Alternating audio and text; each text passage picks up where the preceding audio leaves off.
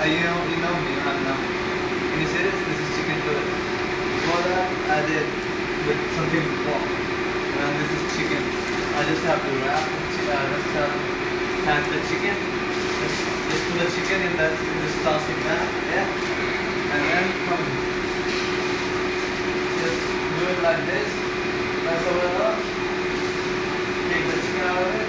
Put it into there. And you get the final product. She's Italian.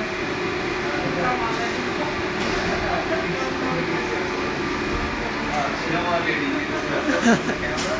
That's okay. That's what we are doing here. And then Natalia makes it into a box. Oh, She yeah. packs it into boxes. In the box. Looks pretty cool. Yeah. And me, what do? I take the chicken, take off all the hooks. Well, I can't do touch the chicken because I don't have gloves.